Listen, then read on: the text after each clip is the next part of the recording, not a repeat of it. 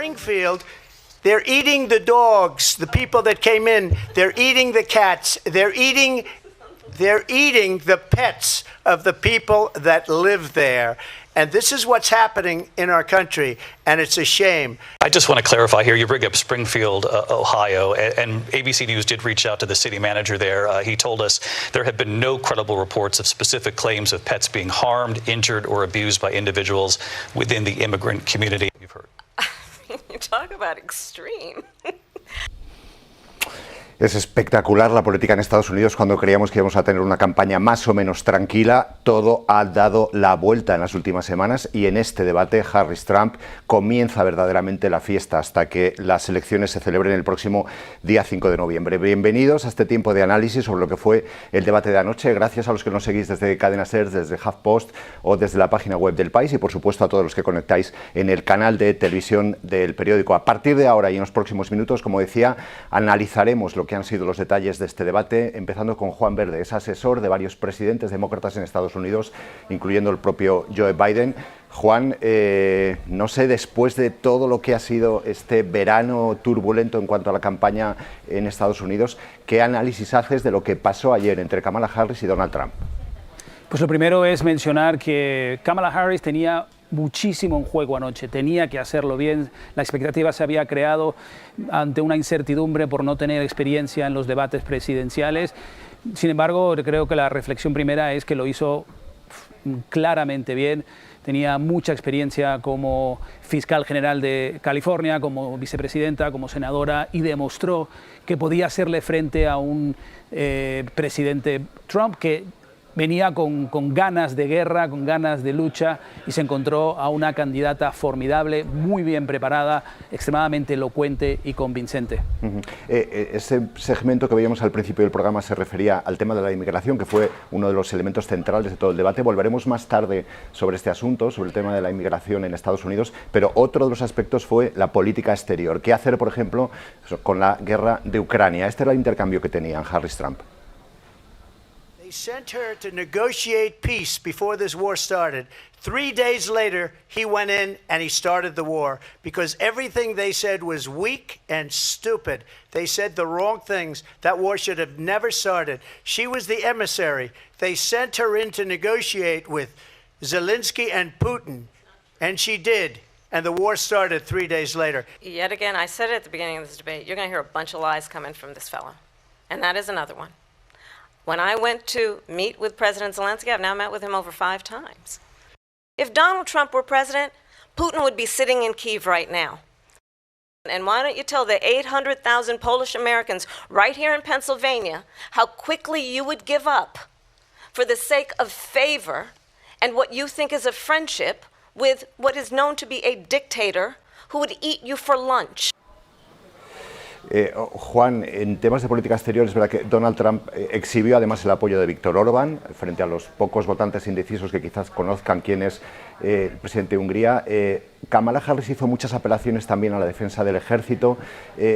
Para los que no somos de Estados Unidos, los que no estamos allí, quizás es difícil dimensionar la importancia que tiene uno de los puestos de trabajo que tiene el presidente de Estados Unidos, que es ser comandante en jefe del ejército. En este caso es verdad que Trump partía con una cierta ventaja porque ha sido 4 años ya comandante en jefe, Kamala Harris ha sido vicepresidenta. En este aspecto tan esencial para el votante indeciso de Estados Unidos, ¿cómo crees que se desenvolvió Kamala Harris frente a Trump? Pues según todas las encuestas para el segmento de los votantes indecisos, la política exterior no juega un papel determinante, pero sí la seguridad nacional del país. Y lo que vimos anoche fue una persona que dio la talla y que creo que apelaba a esos votantes indecisos, dejándoles saber que es una persona fuerte, que sabe de política exterior y desde luego la narrativa, ese relato va a ir a más. Lo que hemos visto ha sido una serie de errores garrafales que cometió Donald Trump en política exterior, cayendo en la trampa que Kamala Harris supo ponerle y perder el control, perder los estribos. Y eso creo que le va a hacer más daño que el fondo de la política exterior. Hay otro asunto también inédito y que lo repetimos de vez en cuando, pero es verdad que es la primera vez que una mujer de raza negra se presenta como candidata a presidenta de Estados Unidos. El asunto de la raza está planeando también en esta campaña desde hace meses. Este era el intercambio que tenían sobre este asunto. I read where she was not black, that she put out, and I'll say that. And then I read that she was black, and that's okay. Either one was okay with me. I think it's, I mean, honestly, I think it's a tragedy that we have someone who wants to be president who has consistently, over the course of his career, attempted to use race to divide the American people. Este es otro asunto difícil de calcular fuera de Estados Unidos, Juan, pero hace 8 años fue Hillary Clinton, una mujer blanca. Han pasado 8 años. ¿Crees que los sesgos frente a una candidata mujer, frente a una candidata negra, se han podido superar? ¿Que la situación es distinta ahora respecto a lo que pudo sufrir Hillary hace 8 años? Creo que sí, creo que el electorado norteamericano es hoy mucho más maduro de lo que era hace 8 años. Eso por un lado. Y por otro, el voto de la mujer en particular. Hay dos factores que cambian de manera determinante en comparación a lo que fue la campaña de Hillary. En primer lugar, que las mujeres no sabían ni habían visto gobernar al señor Trump. Hoy ya tienen un punto de referencia. Las mujeres han perdido derechos. Hoy por hoy los derechos reproductivos de la mujer están bajo tela de juicio. Y sobre todo el tema racial, donde también se está utilizando para fomentar la desigualdad, para fomentar el odio y la diferencia. Y creo que el relato de la candidata claramente es un relato de unir y de eliminar diferencias. Y eso, la verdad, es un tema mucho más de optimismo, de ilusión, versus volver al pasado, a esa América que fue racista y que no debería seguir siéndolo. Juan, ha pasado el debate. ¿Ahora qué? ¿Dónde están las claves de las próximas semanas en esta campaña electoral? Pues la clave principal para Kamala Harris va a ser mantener ese nivel de ilusión, de entusiasmo que se respira hoy en Estados Unidos. Creo que vivimos un momento en estos últimos meses de euforia política casi. Creo que la última vez que se sintió algo así en Estados Unidos fue en la campaña del presidente Obama, y creo que esa es la clave, mantener esa ilusión para que la tendencia siga siendo positiva para Kamala Harris. Es muy difícil parar a un candidato que sube y a un candidato que baja. Esa es la clave, mantener esa tendencia. ¿Ves algún parecido en lo que fue la campaña de Obama en cuanto al entusiasmo de la gente o la movilización de la gente respecto a Kamala Harris, lo que fue la campaña de Obama y lo que es la campaña ahora de Kamala Harris? Sí, a eso me refería en cuanto a que estamos siendo testigos a lo que es un movimiento civil, movimiento ciudadano. Se están rompiendo los récords de personas que donan a la campaña, donaciones pequeñas de 5, 10, 15 dólares. Se han roto los récords en cuanto al número de personas que se presentan como voluntarios para trabajar en los estados claves. Estamos viendo un movimiento de gente joven que da un paso al frente e intenta participar de forma mucho más activa y mucho más constante. Eso no se veía en Estados Unidos desde Obama, y puede ser la clave que le dé al final ese factor para decantar la balanza en las últimas semanas. Un par de cosas más, Juan. Mencionas el voto joven. En estas próximas semanas, a la hora de analizar cómo va la campaña, más allá de lo que son los seguidores fervientes de Donald Trump o de Kamala Harris, ¿en qué bolsas de voto tenemos que fijarnos para saber que la balanza se puede inclinar en torno a Trump o en torno a Kamala Harris? Esta es una muy buena pregunta, porque la inmensa mayoría de los norteamericanos ya han tomado una decisión. Aproximadamente el 8% de los ciudadanos norteamericanos están aún indecisos, y particularmente lo que importa es esos indecisos, ese 8% en esos 7 estados indecisos. El segmento de la población es muy pequeño. Estamos hablando de que probablemente estas terminarán siendo las elecciones más reñidas, más ajustadas en la historia de Estados Unidos, y al final la diferencia puede ser en un estado como Pensilvania o como Arizona o alguno de estos estados claves de 10, 20, 30 mil votos, que sería, estadísticamente hablando, casi insignificante. De eso estamos hablando, de un segmento de la población muy pequeño que al final va a decidir en la última recta final, en las últimas 2-3 semanas, según las estadísticas y el histórico. Y ya por último, los estados bisagra que mencionas ahora, ¿todo se decidirá en Pensilvania finalmente, en Pensilvania, en Georgia? ¿Tenemos que mirar a una lista más amplia de estados donde puede haber sorpresas? Pensilvania es absolutamente determinante. Los republicanos o los demócratas tienen que ganar Pensilvania. Sin Pensilvania no hay fórmula alguna de llegar a la mayoría del voto del colegio electoral. Habiendo dicho eso, nosotros tenemos una desventaja, y es que los demócratas tenemos que ganar el voto popular, ellos no. Y eso crea para nosotros muchas más combinaciones, pero Pensilvania va a ser el eje central. Tenemos que ganar Pensilvania y al menos 2 grandes estados de esos 7 estados bisagra. Una vez más, van a ser unas elecciones muy ajustadas, muy reñidas. Estadísticamente estamos ante un empate técnico con 1 o 2 puntos en las encuestas a favor de uno o a favor de otro, pero siempre dentro de ese margen de error de un 3 a un 5%, o sea que todo puede pasar.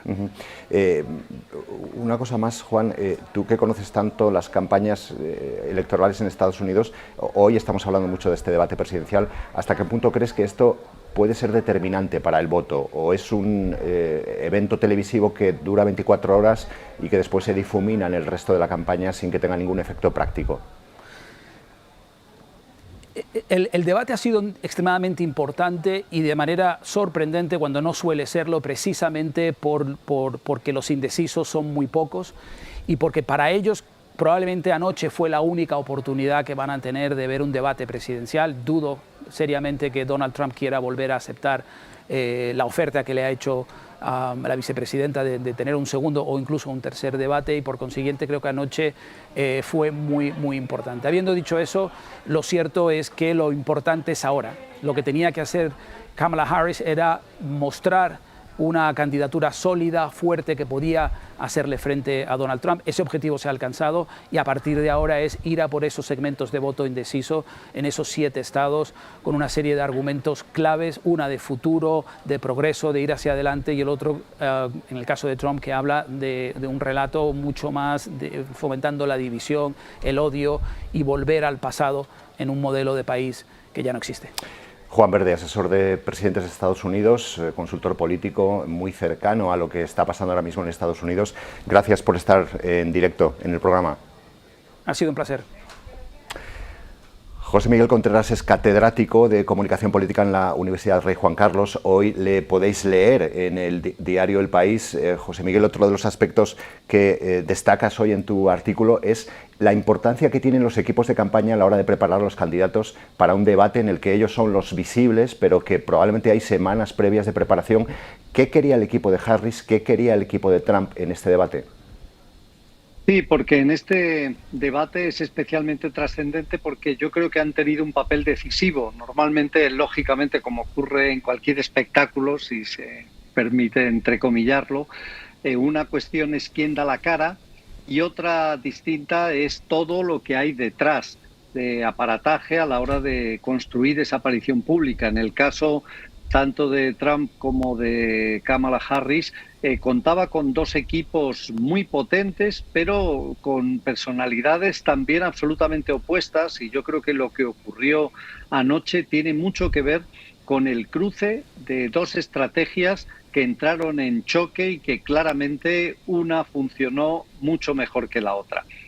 Básicamente, por intentar resumirlo con la máxima brevedad posible, los 2 equipos partían de 2 sistemas de trabajo completamente diferentes. Por un lado, el equipo de Donald Trump, muy adaptado a su personalidad, es un equipo que no entrena, que es un equipo que básicamente se dedica a preparar argumentos. Se sientan alrededor del candidato durante diferentes sesiones y sesiones y piensan qué es lo que el rival le va a decir y qué es lo que diría en ese caso.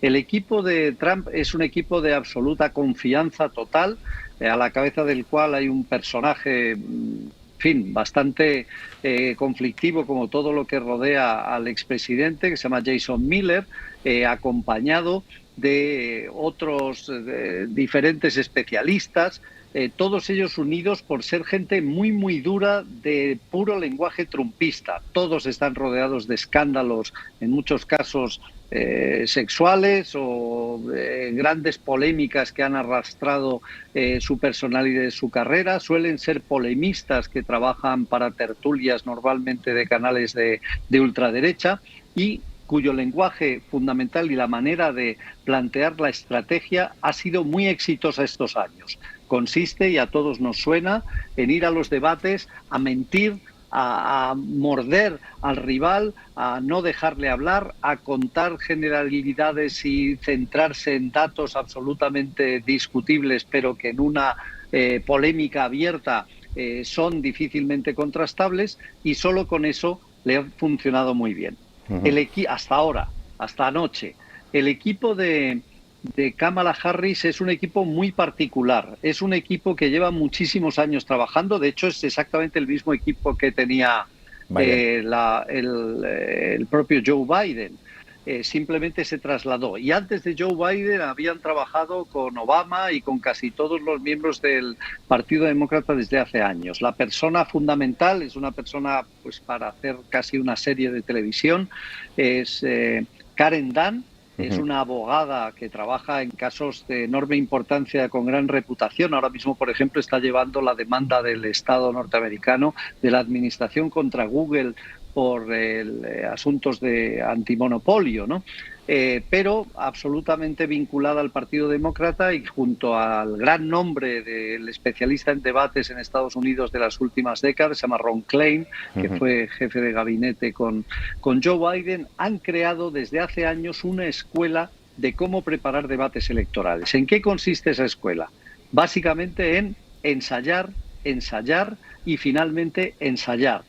Todo está basado en tener todo absolutamente preparado, no dejar ni un detalle al aire. Son equipos que suelen reproducir el mismo estudio con el que luego se va a trabajar. Incluso tienen uno de los asesores hace el papel, en este caso de Donald Trump, vestido como Donald Trump, buscando la máxima credibilidad en las situaciones y practicando absolutamente todo. Ayer se veía cada gesto de Kamala Harris cuando estaba en escucha. Era bastante impresionante verlo desde el punto de vista técnico, como el hecho de que no hubiera micrófonos abiertos en principio impedía la posibilidad de interrumpir, la posibilidad de decir que algo era mentira, de matizar un detalle. Como no lo podían hacer con micro abierto, Kamala hizo un auténtico despliegue de capacidad gestual, incluso a veces se le podían leer los labios diciendo eso no es verdad, y ponía permanentemente un gesto que chocaba mucho con el de Trump y de alguna manera define la estrategia que los dos tenían.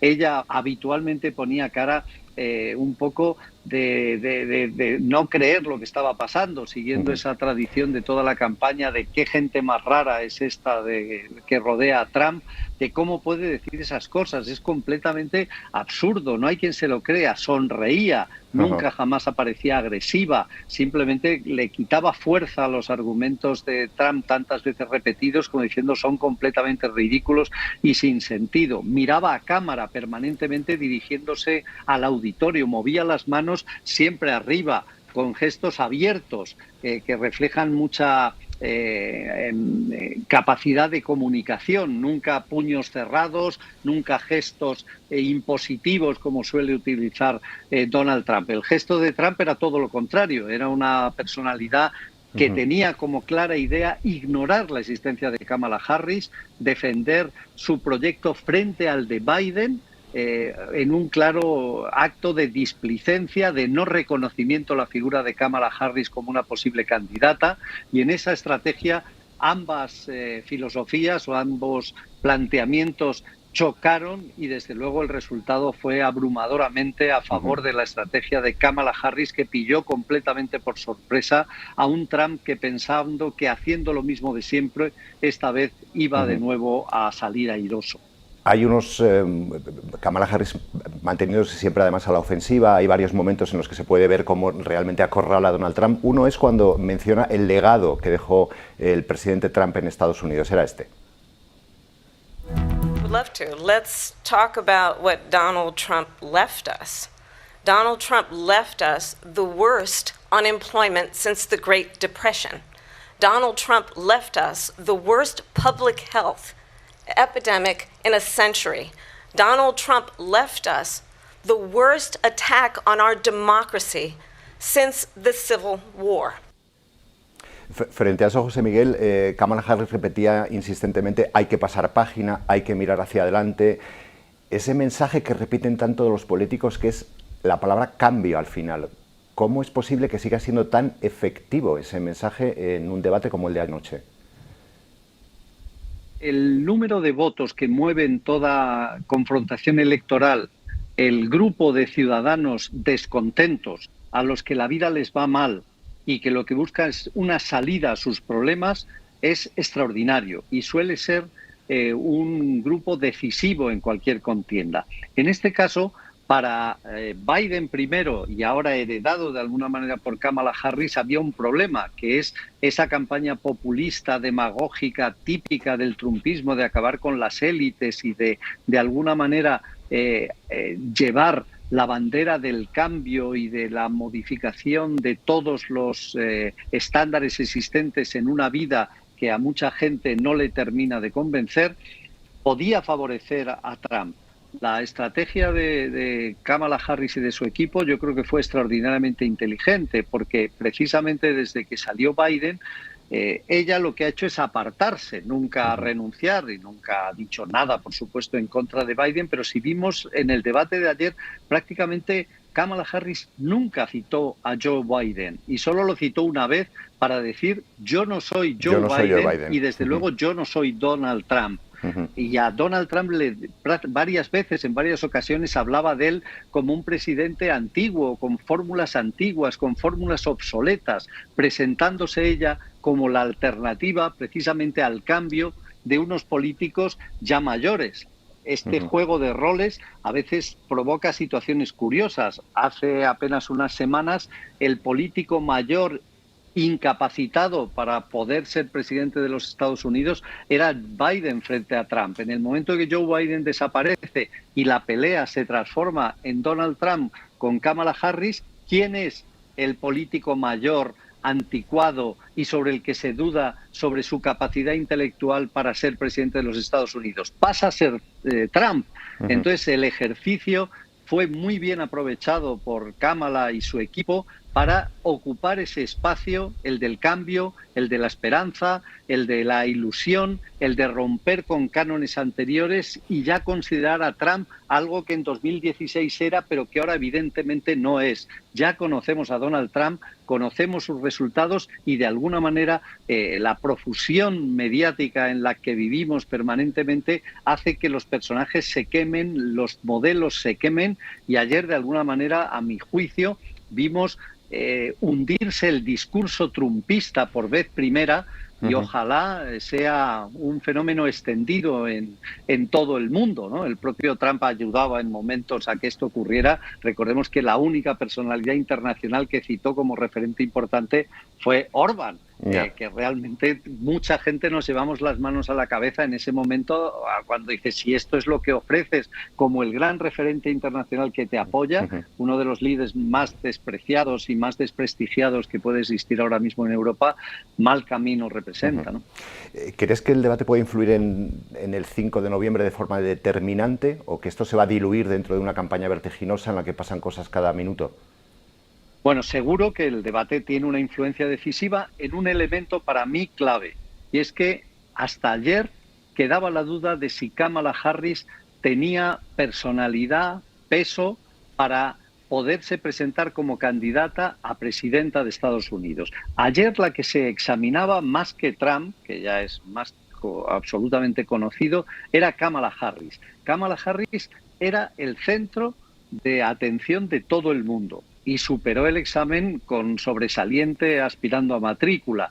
Realmente se vio a una personalidad política con muchísima fuerza, con muchísima credibilidad, con una capacidad de comunicación que nunca hasta ahora le habíamos visto, seguramente porque se había escondido, y yo creo que aquí el equipo y la estrategia de comunicación ha sido brillante estas semanas, de mantener a Kamala Harris un poco escondida, para que no quemara sus argumentos, para que no quemara su explosión, que tuvo lugar precisamente en el momento más oportuno, cuando mayor atención mediática tenía. Queda mucho, decía, nos acercamos a octubre, hay una tradición en todas las elecciones norteamericanas desde hace muchos años, que no sé si habéis hablado, que es el famoso October Surprise, la sorpresa de octubre. Todas las elecciones, siempre el mes de octubre, los partidos preparan un último golpe de efecto. No quiero ni imaginarme lo que van a preparar los republicanos yendo por detrás en las encuestas, y también qué preparará el Partido Demócrata. Pero atención a las sorpresas de octubre, que todavía queda mucho por llevar. Todas las encuestas demuestran que el resultado es súper ajustado. En realidad, el estar 2 puntos arriba, 3 arriba, es un indicativo, pero no es la clave. La clave son 50 elecciones más al final el Distrito de Columbia. Todas las cuentas que se hacen ahora mismo ponen la atención en un estado llamado Pensilvania, justamente donde ayer se celebraba este debate, y todo parece indicar que lo que ocurre en Pensilvania va a ser lo que determine el resultado del futuro del mundo entero. Y hay hasta ya estudios estadísticos que hablan de que hay una ciudad en concreto que se llama Scranton, que curiosamente en el anterior debate, si lo repasáis, si lo encontráis, solo se cita una ciudad en todo el debate. Y lo hace Joe Biden. Casualmente, de todo Estados Unidos, ¿cuál es la única ciudad que cita Joe Biden en el anterior debate? Scranton, Pensilvania.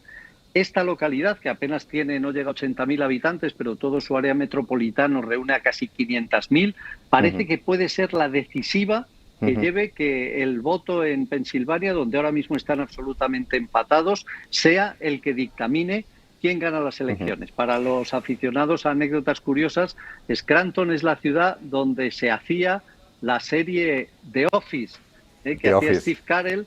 ¿Recordáis esa oficina lúgubre, terrible? Pues ese tipo de gente es la que va a decidir quién va a gobernar el mundo a partir de ahora, y esperemos que Steve Carell y su equipo no aparezcan, porque no solían tomar decisiones muy convincentes. Y si no me equivoco, creo que es la ciudad donde vivió de niña la familia Hillary Clinton con su familia, en Scranton, Pensilvania. José Miguel, mencionabas antes a Karen Dunn como un personaje que podría ser protagonista de una serie de Netflix. ¿Qué hay en la política americana que no sea merecedora de una serie de televisión, ¿no? Cualquier personaje, cualquier hecho lo merece prácticamente, ¿no? Desde luego, no. Es verdad que ya antes utilizaba la expresión espectáculo, y yo creo que evidentemente la comunicación política tan condicionada por los medios que se utilizan hoy en día, el poder, la inmediatez, la fuerza emocional, la brevedad y la contundencia de las redes sociales y la fragmentación ha roto todo lo que eran medios convencionales, y por tanto todo tiene una fuerza extraordinaria. Pero fijaos que seguro que es un tema que hoy se está hablando, la importancia que sigue teniendo la parte mediática. Nada, yo creo, de lo que ocurrió ayer, o sería la duda qué hubiera ocurrido si David Muir y Lindsay Davis no hacen bien su trabajo como lo hicieron. Ayer fue absolutamente modélico. Por vez primera hemos visto a dos periodistas que hicieron de periodistas, que hacían las preguntas que tenían que hacer a los dos, y que cada vez que uno de los dos no respondía a la pregunta, le reiteraba. Evidentemente, como Donald Trump, una de sus técnicas habituales es nunca responder, hubo más repreguntas a Donald Trump. Y luego hicieron un trabajo evidente y obligado de fact-check cuando es palmario que alguno de los candidatos está mintiendo. Si tú cierras los micrófonos e impides que un candidato le pueda decir al otro cuando está mintiendo que aquello es falso, y lo hemos visto en debates en España y en Estados Unidos y en otros muchos países, se produce un problema. ¿Qué ocurre si un político miente abiertamente? el otro candidato se le hace callar porque no está en su turno de palabra. Y los periodistas sencillamente se limitan elegantemente a, después de uno, que hable el otro, sin dejar claro que uno de los dos está mintiendo descaradamente. El efecto que se crea ante la ciudadanía no es de equidistancia, no es de objetividad, es de apoyar y proteger la mentira. Ayer este debate pasará a la historia, desde luego, por el buen funcionamiento, la valentía de estos dos periodistas, que, por cierto, David Mir además estudió en la Universidad de Salamanca. Alguien debería alguna vez poder aprovechar y preguntarle, no sé si habla español o no, pero estuvo incluso por España en una etapa de su vida. Hicieron de periodistas, y creo que esto también tiene que formar parte de este histórico debate, uno de los más interesantes que desde luego yo he visto en varios años, y que creo que tiene una trascendencia mucho más allá incluso de lo que pueda ocurrir en esta campaña, porque puede mostrar un cambio realmente de cómo se puede combatir los discursos demagógicos, populistas, basados en la mentira, en el insulto, en la descalificación, con un trabajo bien preparado por parte de un candidato, o en este caso una candidata, además que muestra solidez y capacidad de liderar un proceso electoral como el que estamos viviendo. José Miguel Contreras, gracias por estar en el programa. Nada, a vosotros por la invitación. Uno de esos momentos a los que se refiere José Miguel Contreras, quizás el más simbólico, es en el que, a cuenta del asunto de la inmigración, Donald Trump dice que en Springfield, Illinois, la gente, los inmigrantes, están comiéndose las mascotas de los ciudadanos estadounidenses. Ahí interviene el fact-checking en tiempo real de los periodistas y sucede esto. In Springfield, they're eating the dogs, the people that came in. They're eating the cats. They're eating the pets of the people that live there. And this is what's happening in our country, and it's a shame. I just want to clarify here, you bring up Springfield, Ohio, and ABC News did reach out to the city manager there. He told us there have been no credible reports of specific claims of pets being harmed, injured, or abused by individuals within the immigrant community. You've heard.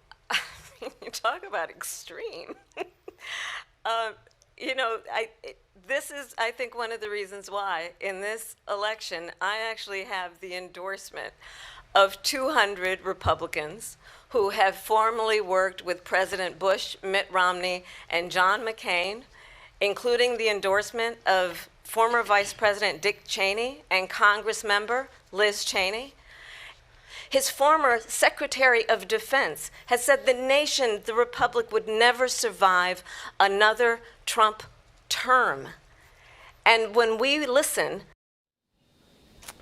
Boris Muñoz es cronista, es editor venezolano, es comisario de ideas y también de la plataforma Boom y columnista del País. Fue además también el fundador y director de opinión de New York Times en español. Y Eileen Truax es periodista especializada en tema de inmigración. La inmigración fue uno de los asuntos centrales del debate. Trump repitió varias veces el peligro que existía en Estados Unidos por la llegada de millones de personas con la intención de cometer delitos.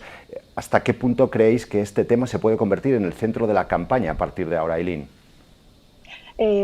Bueno, me parece que puede convertirse en el centro de la campaña justamente por este tipo de declaraciones, ¿no? Sería muy interesante que por una vez inmigración se volviera el centro de la campaña por propuestas concretas, por planteamientos que digan claramente cuáles son las políticas que uno u otro candidato planean aplicar, y no porque tenemos el bulo de que los inmigrantes se comen a las mascotas, ¿no? Trump soltó esto durante el debate de la manera en que suelta estas cosas, que parece casual, parece que es algo que se le ocurre ahí, pero siempre le funciona, ¿no? Si hoy tú vas a los principales medios de comunicación, si tú vas a las redes sociales, es posible que esta sea la frase, el quote más repetido de todo lo que dijo Trump durante el debate, ¿no? Y también me parece que esto es lo único que vamos a tener circulando en el discurso público en estas horas y días post-debate con respecto a migración. La realidad es que en este debate se habló bastante poco sobre inmigración, Los moderadores, que me sumo a la apreciación del profesor Contreras, qué buen trabajo de fact-checking hicieron y cuánta falta nos hacía, pero los moderadores plantearon una pregunta muy directa a Kamala Harris con respecto a inmigración en la frontera. Y lo que hizo Harris fue tomar el balón, llevarlo a su terreno de abogada y de procuradora, que es un sitio en el que le ha sido muy fácil y cómodo posicionarse cuando tiene que confrontar a Trump. Y lo que hizo fue hablar de la seguridad en la frontera. Dedicó mucho tiempo para hablar del fentanilo, dedicó mucho tiempo para hablar de cómo se tiene que limitar el ingreso de grupos criminales a través de la frontera. Habló de la falta de responsabilidad de los congresistas republicanos para avanzar legislación en el Congreso que habría permitido esto. Y el asunto específico de los inmigrantes cruzando la frontera lo dejó ir, no lo abordó. En esa misma intervención sobre inmigración fue cuando ella dijo el asunto de los rallies de Trump, un anzuelo que claramente estaba muy bien planeado, ¿no? Y un anzuelo que mordió Trump. Cuando toca, lo que dijo es que invitaba a las personas que estaban escuchando a asistir a un rally de Trump, a un evento de campaña de Trump, y que ahí se darían cuenta de que la gente se aburre, se sale, ¿no? Que estos eventos no son populares. Cuando corresponde el turno a Trump para hablar de inmigración en respuesta, lo que hace es hablar sobre sus rallies y decir que son muy populares, que la gente va, que esto funciona adecuadamente. Y hacia el final hace la referencia a inmigración y es cuando dice lo de las mascotas. Antes de entrar a esta conversación contigo, me puse a revisar la transcripción del debate y me fijé en cuántas veces se habían dicho algunas palabras. Inmigración, fue mencionada 7 veces en la hora y media de debate. De estas 7 veces, 4 fue por el moderador, solo 3 por los candidatos. Immigrants fue mencionado 3 veces, 1 por el moderador. México, que fue uno de los temas puntales de Donald Trump en la campaña de 2016, creo que todos los recordamos, bajando de aquella escalera, creo que todavía fue en 2015, anunciando su candidatura, diciendo que los mexicanos eran violadores y eran traficantes de drogas. Bueno, la palabra México fue mencionada en una sola ocasión en todo el debate por Trump para referirse a que las automotrices estaban llevando sus negocios a México. Centroamérica no fue mencionado y la palabra border, frontera, fue mencionada durante 20 veces y fue mayormente para hablar de este asunto de la delincuencia. Lo que te quiero decir es que en este sentido me parece que durante el debate Kamala fue exitosa porque evitó que se hablara de ella como la actual vicepresidenta, que estaba a cargo justamente de la seguridad y de la inmigración en la frontera, la zar de la frontera. Le decían, y ella se ha tratado de desmarcar de esa parte. Y lo que hizo fue tratar a Trump como un expresidente y presentarse a ella como un candidato, y no como alguien que tendría que estar dando cuentas ahora, porque ella está a cargo en este momento. Trump aprovechó esa oportunidad en sus últimos 2 minutos de debate al final, algo que si hubiera hecho desde el principio nos habría dado un debate específico sobre inmigración bastante más rico. Eileen, déjame, Boris, ir a otro de los temas que también se tocaron en el debate, que también provocó el hecho de que los periodistas tuviesen que entrar en un fact-checking en tiempo real, que es el asunto que se repite y que se insiste siempre en todas las elecciones en Estados Unidos, que es el aborto. ¿Sucedía esto? 52 years they've been trying to get Roe v. Wade into the states. And through the genius and heart and strength of 6 Supreme Court justices, we were able to do that. Now, I believe in the exceptions for rape, incest, and life of the mother. I believe strongly in it. Ronald Reagan did also. There is no state in this country where it is legal to kill a baby after it's born. Madam Vice President, I want to get your response to President Trump. Let's understand how we got here. Donald Trump hand-selected 3 members of the United States Supreme Court with the intention that they would undo the protections of Roe v. Wade. And they did exactly as he intended. And now in over 20 states, there are Trump abortion bans. Trump abortion bans that make no exception even for rape and incest. You should ask, will she allow abortion in the 8th month, 9th month, 7th month? Come on. Okay, would you do that? Why don't you ask her Why- that question? why don't you That's answer the the problem. question, would you Because veto? under Roe v. Answer Wade, the question, would you veto? you could do abortions in the 7th month, the 8th month. And one does not have to abandon their faith or deeply held beliefs to agree. The government, and Donald Trump certainly, should not be telling a woman what to do with her body. Boris, voy contigo. ¿Hasta qué punto crees que este tema, igual que el de la inmigración, puede convertirse en el centro de los debates o de las conversaciones a partir de ahora en Estados Unidos? Creo que estás muteado, Boris. Te vemos, pero no te oímos. Boris, ¿no, ¿me escuchas? Creo que tienes muteado tu micrófono. Te vemos perfectamente. Que no están mutados. Ahora. ¿Me escuchan? Ahora sí. ¿Me escuchan? Perfectamente. Bueno, lo que decía es que, bueno, muchas gracias por esta invitación a ti, Carlos, a Eileen, un gusto verla. Me parece que esos son temas que ya han estado en la campaña y van a seguir estando muy presentes hasta el final. Esto es una guerra cultural y, o sea, lo que hay que entender es que esos son los temas del campo de batalla cultural. El aborto, la migración. Yo no estoy tan de acuerdo en que la migración no estuvo presente en el debate, estuvo muy presente en mi forma de ver, y el aborto, por supuesto, fue el otro tema puntal con la economía. En cuanto a esto, creo que Kamala Harris, con esa última línea, al enfatizar que Trump no debe ser la persona que decida sobre los cuerpos de las mujeres, yo creo que anotó un éxito, un punto importante, porque ella está buscando justamente cimentar la ventaja que tiene en el electorado femenino, que es una ventaja incluso de 10 puntos, ¿no?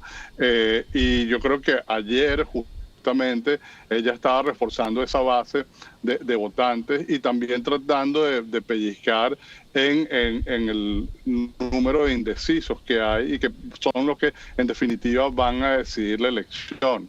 Creo que estos dos temas se van a mantener de manera muy presente, quizás de una forma un poco más enfática y el contenido. Estoy muy de acuerdo con lo que dice Eileen, que Trump desperdició la oportunidad de poner a prueba la gestión de Kamala como vicepresidente, de hacer un poco más de contabilidad en ese sentido. Y básicamente eso se debe a lo que decía José Miguel, que Trump se preparó de la manera habitual y no se preparó como lo hizo Kamala, ¿no? Con una cantidad de cuestiones o de temas a los que lleva apuntando de manera muy clara, tanto con cuestionamientos como con propuestas.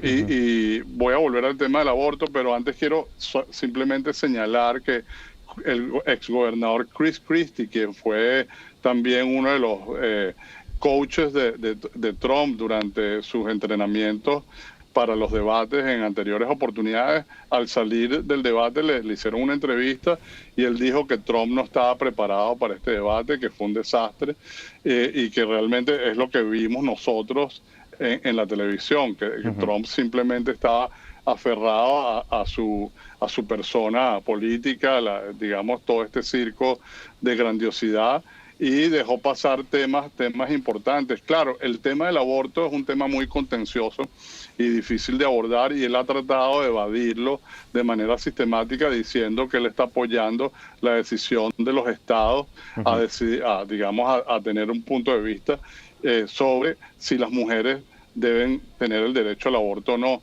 Y a eso es lo que se refiere Kamala Harris cuando habla de los 20 estados que han prohibido el aborto, ¿no? Pero también ella refiere, y esto más adelante lo vamos a ver, que hay 12 estados donde el tema del aborto va a ser sometido a votación, y es muy probable que allí, el derecho al aborto sea de nuevo afirmado. Y más aún, creo que la línea principal de Kamala Harris fue decir que una vez que ella esté en la presidencia, ella va a hacer una ley que permita el aborto, la que proteja el aborto y el derecho reproductivo de la mujer. Entonces yo creo que en ese sentido, mientras Trump simplemente, predicó para sus bases y para, dentro de la burbuja MAGA, o sea, él no hizo ninguna salida especial para atraer más el voto femenino. Kamala, sin embargo, hizo un gran punto al hacer esa promesa de campaña, que ya la había hecho antes, pero que ayer la hizo a una escala nacional. Creo que eso va a ser muy importante a partir de ahora, de partida. Os pregunto muy rápidamente ya, y que para casi que me deis un titular, pensando en el 5 de noviembre, con lo que ha pasado ayer, con lo que ha pasado hasta ahora en la campaña, ¿se puede hablar que el voto latino se va a comportar de una manera homogénea, que están detrás de Kamala Harris o detrás de Donald Trump, o tenemos que dejar de hablar de un voto latino cohesionado detrás de uno de los dos candidatos? Eileen. A mí siempre me ha parecido que este concepto de que todos los latinos votan con base en un único criterio y que también hay un único criterio por ser latinos no es completamente correcto. Yo creo que tenemos que pensar que los latinos en Estados Unidos que votarán el 5 de noviembre son estadounidenses latinos que votarán el 5 de noviembre y van a las urnas con las mismas preocupaciones, con las mismas emociones, con las mismas perspectivas o ansiedades, ¿no? Que todos los demás estadounidenses. La economía, ¿no? La seguridad y sí, en ocasiones la inmigración, pero las últimas encuestas muestran que la inmigración tiene más o menos un 10% en el rating de los temas que preocupan principalmente a todas las personas, latinos o no latinos. Lo que sí es cierto es que el electorado latino, en términos muy generales, tiene una alineación de lo que en Estados Unidos llaman core values, ¿no? De estos valores esenciales que en muchos sentidos puede alinearse más con el conservadurismo que con el liberalismo, en el caso de las personas más adultas. Sin embargo, yo creo que una clave importante para esta elección es el electorado joven, tanto el latino como el no latino. Los que van a votar por primera vez, los que están decidiendo si van a votar o no, no solamente por quién van a votar, sino que están decidiendo si van a apostar por la política o no. Y en este sentido, los jóvenes latinos creo que sí pueden tener un rol importante si alguien los convence de que la política todavía es algo por lo que ellos como generación pueden apostar. ¿Tú crees que esa movilización se ha producido, Boris, con la presencia de Kamala Harris, que ha incentivado un poco a los votantes jóvenes que podían pensar no acercarse a las urnas el próximo 5 de noviembre? Yo creo que ya ha animado las bases jóvenes, algo que Biden no tenía, y eso va a ser una diferencia porcentual importante al final el 5 de noviembre. No sé en cuanto a los latinos cómo se ha comportado eso, porque no he visto encuestas que hablen sobre, digamos, la movilización del voto latino. Hay que decir que Trump ha hecho, digamos, un esfuerzo muy grande por cimentar ese voto conservador entre los latinos, ese voto que describió Eileen, y yo creo que va a seguir allí. De hecho, él tuvo ganancias importantes en 2020 entre los latinos, subió alrededor de 4 puntos en el voto latino. Ahora, no creo que sea algo inamovible. Creo que como bien dijo Eileen, ese voto latino también tiene perfiles muy diferentes y la gente son latinos de Estados Unidos. Ellos están votando en cuanto a sus intereses cotidianos. Pero sí creo que el tema migratorio, digamos la demonización de los inmigrantes, puede restarle fuerza al discurso de Trump con los latinos. Bueno, y eso lo vimos ayer de manera muy clara cuando él se refirió a los venezolanos un par de veces y también aludiendo a otros inmigrantes como esos come gatos y come perros ficticios en el estado de Ohio, también en Colorado y en otros lugares, ¿no? Yo creo que los latinos van a responder a la idea de futuro. Si Kamala les presenta un mejor futuro como grupo y además derechos políticos que son muy importantes, Kamala va a conseguir un avance importante. Lo que quiero enfatizar aquí es que yo creo que mientras Trump predicó a su burbuja MAGA, que es una burbuja que busca ser racialmente homogénea, Kamala tiene un campo muy grande donde avanzar en el voto multirracial y eso, digamos, involucra a los latinos, porque yo creo que en el fondo su apuesta es llevar el país más hacia adelante en términos de una democracia variada racialmente y socialmente. Boris, Eileen, gracias a los dos. Seguiremos analizando lo que pasa en la campaña con vosotros en las próximas semanas. Gracias por estar en este programa, primer programa. A ambos. Gracias a ustedes por la invitación. Bueno, el debate terminaba después de hora y media. Los minutos de oro que tenía cada uno de los candidatos fueron también muy significativos de cómo utilizar el tiempo, ese mensaje final hacia los votantes. Así lo hacía Kamala Harris y así lo hizo Donald Trump.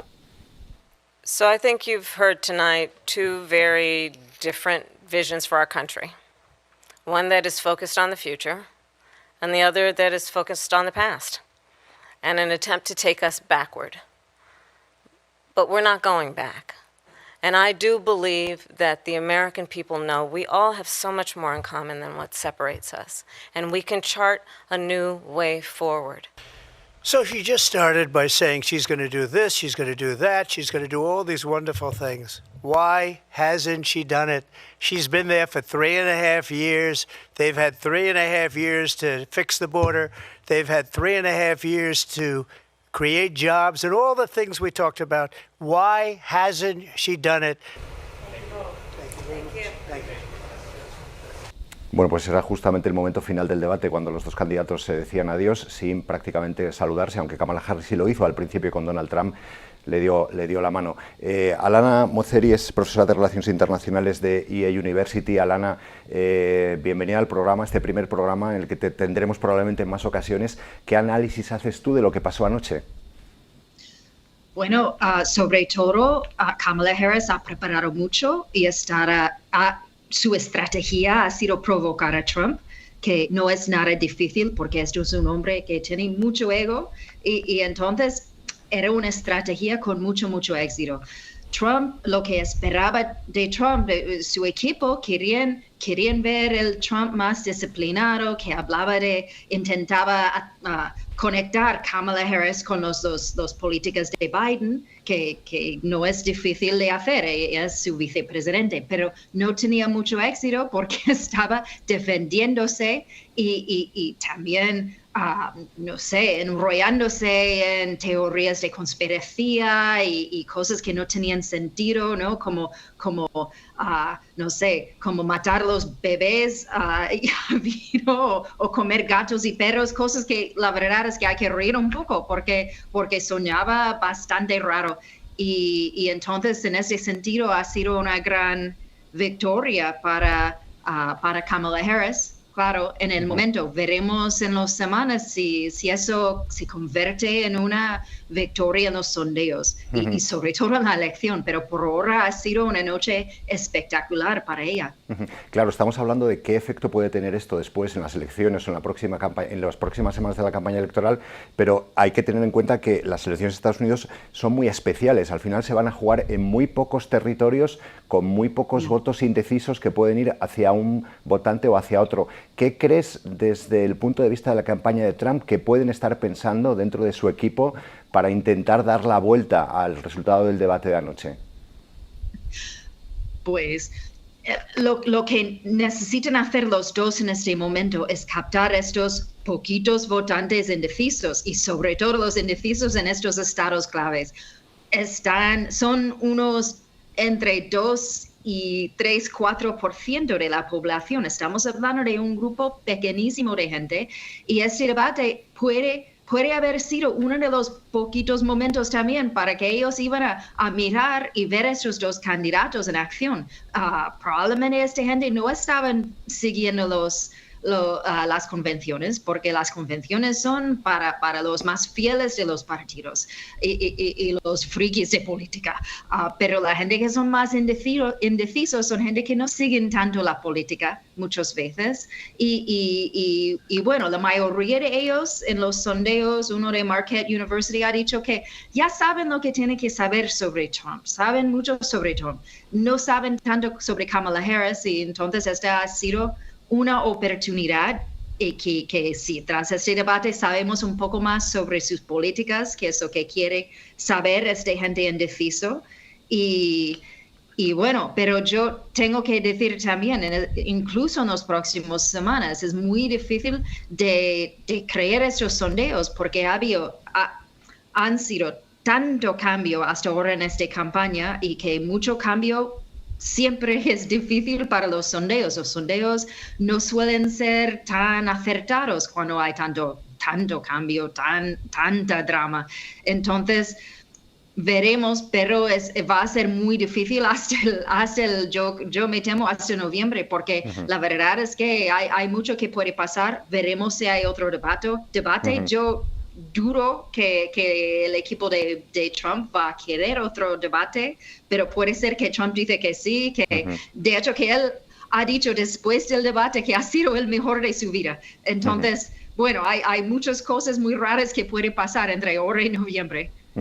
Laura Mozzeri, profesora de Relaciones Internacionales de EA University. Lo contaremos y lo contaremos contigo las próximas semanas. Gracias. A ti. Mencionaba Lana en el momento en el que Trump decía que había sido el mejor debate de su vida. Era justo cuando terminaba el debate, se acercaba a la sala donde estaban todos los periodistas para contar eso, que se había sentido muy a gusto y que había sido un debate excelente frente a una candidata que él decía que lo había hecho fatal. I really don't know. I really don't know. I just say, all I do is say the truth. I say the truth. If I lose votes or gain votes, I don't care. But this was my best debate. I thought it was very good. I thought she was very weak on foreign policy. She was very weak on the border. And I'm very happy with it. Mr. President, why are you... Bueno, pues en esa sala de prensa estaba también nuestra compañera Sara Canals, que es la corresponsal en Estados Unidos de la cadena SER, y Miguel Jiménez, que es el corresponsal jefe del País en Washington y que también está hoy en Filadelfia. ¿Qué sensación tuvisteis cuando terminó el debate en ese spin room donde se juntan los asesores con los periodistas, los corresponsales, Miguel? Creo que está silenciado, Miguel. Creo que decían una cosa con las palabras y otra con el lenguaje no verbal, ¿no? Me da la sensación de que los políticos republicanos y en particular Trump eran conscientes de que habían perdido el debate. Yo estuve en Atlanta, Sara también. Trump no apareció por el spin room, por la zona de prensa después de que acabó aquel debate que sí había ganado.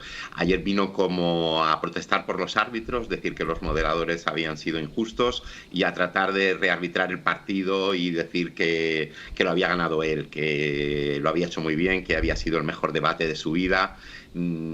Sonó poco convincente, lo tuve a 2 metros y no sonó muy convincente.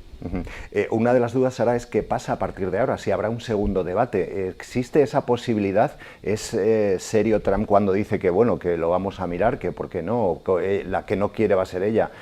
¿Crees que es posible? Creo que también estás muteada, Sara. ¿Ahora me escucháis? Esto es porque habéis trabajado toda la noche, no habéis dormido nada y claro, estas cosas nos tienen que pasar. Os estamos pidiendo un esfuerzo de 24 horas. Sara. ¿Me escucháis ahora? Sí, perfectamente. Perfecto.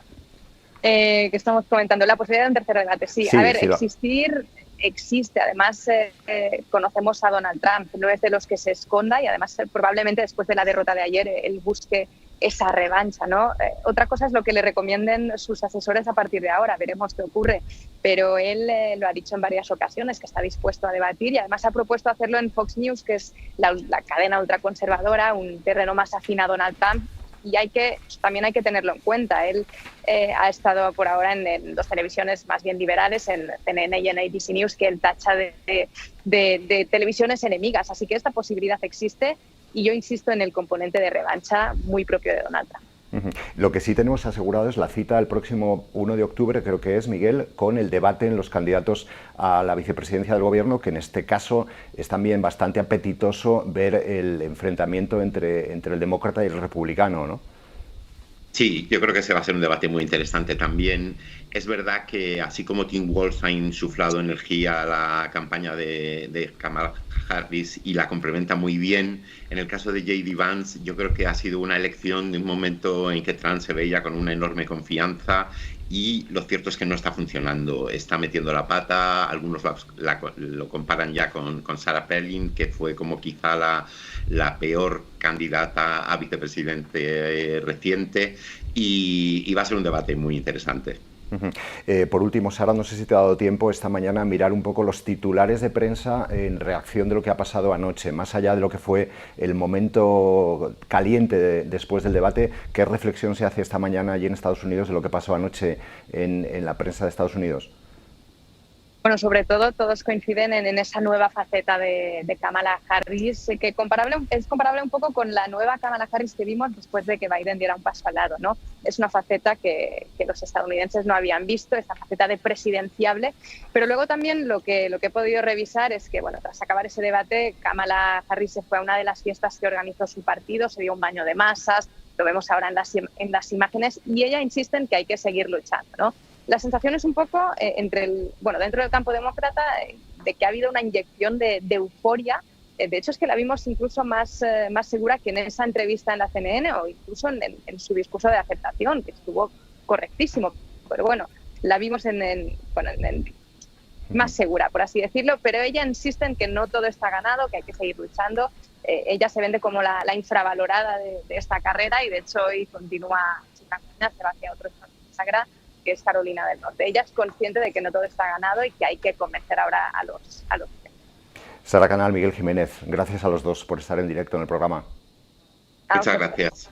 Bueno, y antes de despedirnos, dos imágenes. Justo cuando terminaba el debate, Taylor Swift en un post de Instagram daba su respaldo a Kamala Harris como candidata con este texto. Hace poco me enteré de que la inteligencia artificial había creado un yo que apoyaba falsamente a la candidatura presidencial de Donald Trump en su página web. Me llevo a la conclusión de que tengo que ser muy transparente sobre mis planes reales para estas elecciones como votante. Y esa imagen con ese gato en relación a ese comentario que J.D. Vance hacía hace unas semanas diciendo que las mujeres que vivían solteras con gatos, bueno, pues básicamente eran los votantes demócratas. Voto por Kamala Harris porque lucha por los derechos y las causas que creo que necesitan una guerrera que los defienda. Era Taylor Swift apoyando a Kamala Harris. Es una de las figuras en las que los demócratas tienen puesto también más esperanza como apoyo para atraer el voto joven.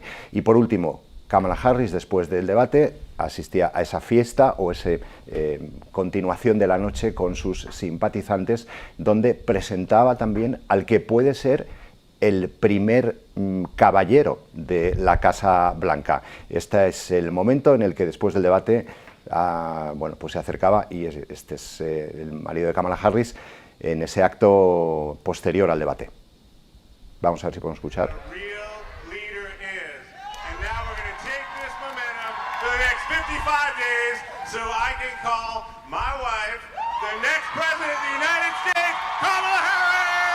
Bueno, pues ahí está el marido de Kamala Harris presentándola como la próxima presidenta de Estados Unidos.